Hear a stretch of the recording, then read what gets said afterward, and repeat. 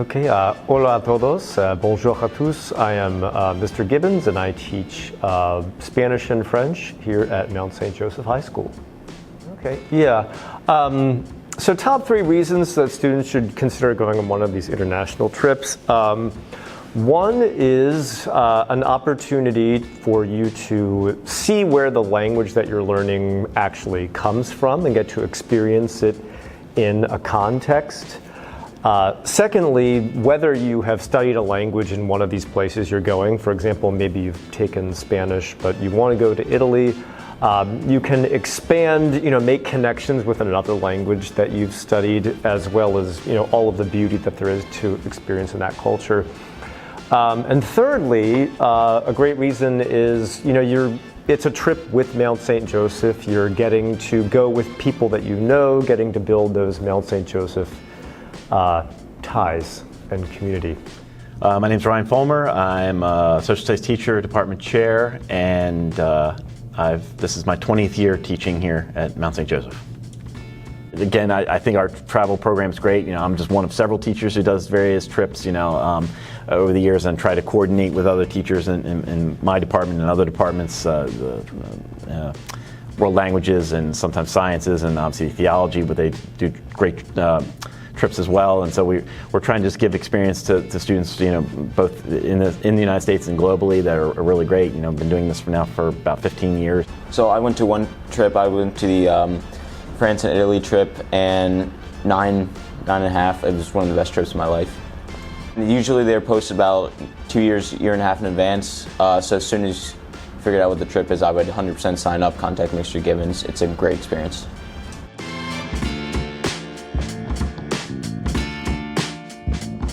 There's a number of factors. I guess first and foremost, it's just places I'd like to go, and then hopefully other places other people would like to go.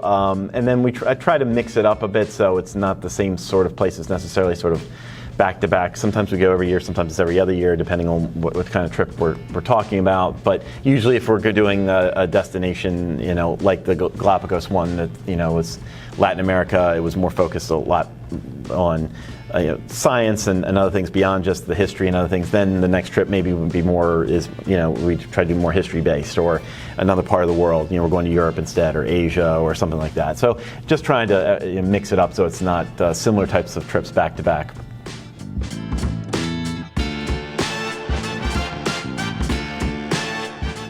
So I think, because not my philosophy, but something that I like is what Mr. Brzezelski says is pay for experiences, not things, which is kind of what my dad subscribes to. So he wasn't as much of a hurdle, because this is a great experience, because you're not going to be able to see the country so much, especially the way they have it planned, where we don't have to wait 3 hours to get in the Louvre or do anything else. I think it's a great experience. So, if the cost is an issue, I think you can talk to the school or Mr. Gibbons, and they can help deal with it, but I think it's a great experience with the cost.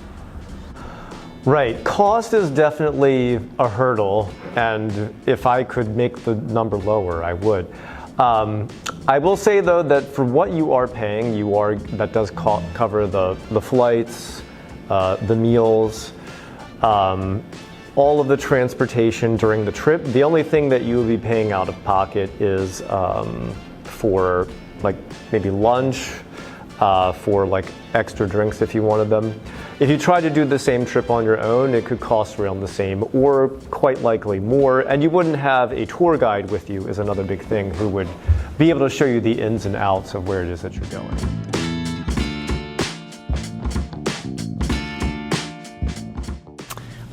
Key challenges. I guess finding a good group of students who want to go and who are responsible and things and are willing to take on that responsibility is key. And obviously cost is an issue. There's no way around that. As a major issue on some of these trips. That there can be quite expensive, just like everything else is nowadays. But we do our best to keep those costs low, and the tour companies we usually work with, do whatever they can to keep those costs lower. But sometimes, some of the logistics, and then of course sometimes it's just more about just being prepared for the unexpected on trips. And we've had a few of those things happen where we've missed flights, or flights have been delayed, or other incidents have occurred. Usually, minor, but just kind of rolling with those punches and being prepared for them as best you can. Well, again, it starts with picking places that we know we're going to be relatively safe. Some places in the world we wouldn't want to go to, and that's why we originally had planned to go to Egypt this past spring, and because of the situation in the Middle East right now, we decided to hold off on that, even though we probably would have been fine and safe, but we went the extra safe route and decided not to do that trip and went to an alternate location instead. Going with the recommendations from the State Department and other parts, related to that are very important. And then making sure everyone knows how to keep in contact with each other, that they know what to do. Taking a good set of teacher chaperones with me who know how the system works and how to keep everyone safe. And we've never really had an issue with anything like that on all the trips we've done over the years. So.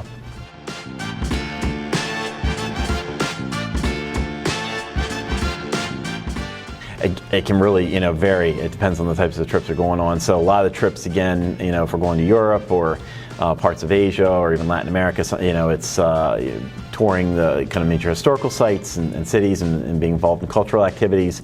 Again, sometimes it's a little bit more sort of adventure-oriented. If, again, snorkeling in the Galapagos, or going to we'll be going to the Great Barrier Reef in Australia in a couple of years. So it varies depending on the type of trip that you're doing and what the focus is, but usually those types of things.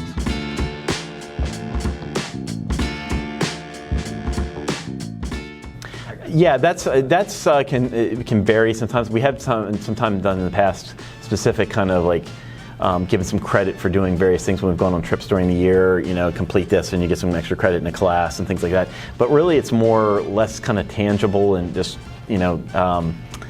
one of those things that, you see someone first time perhaps out of the country, to a strange culture or other portion of the world, and they kind of have this light bulb moment, and you can really see they're getting it and understand, wow, seeing the world from a different perspective than they've ever seen it before. So sometimes there are, tangible things you can do and point to, and I always encourage the students to put it on their transcript that they were involved in this trip and things, when they're applying to colleges, so they know, that what that means. But I think it's more of an experience sort of thing, and kind of less, something you can write down and check off a box too. It's kind of having that experience and understanding how important that can be.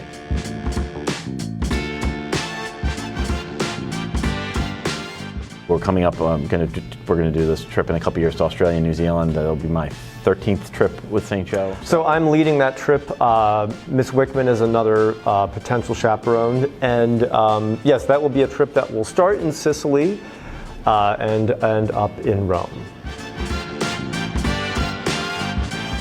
So for example, in Sicily is an island that has a lot of many different cultures were in in Sicily specifically. You had the Greeks, you had the Normans, you had the Arabs, so a lot of different cultures there.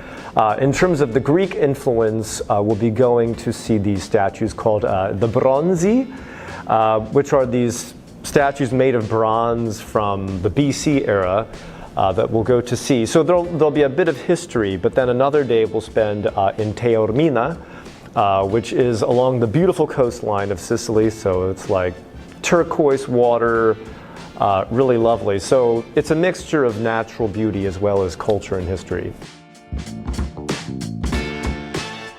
Currently, our group number for France and Spain is 30, and we have about half that amount filled. Sicily, we still have a number of registration spots available if anyone is still interested. Everyone to join us and try to find a way to make that happen. It really, I think international travel is one of the best, learning and educational experiences you can have to kind of see how the world it really is. Closing remarks. Consider, while you're in your high school years, is a time when you form some of your most memorable moments, and going to Europe, especially with your fellow Mount St. Joseph classmates, is a great thing to have in your life. So consider joining us, and we'd look forward to having you.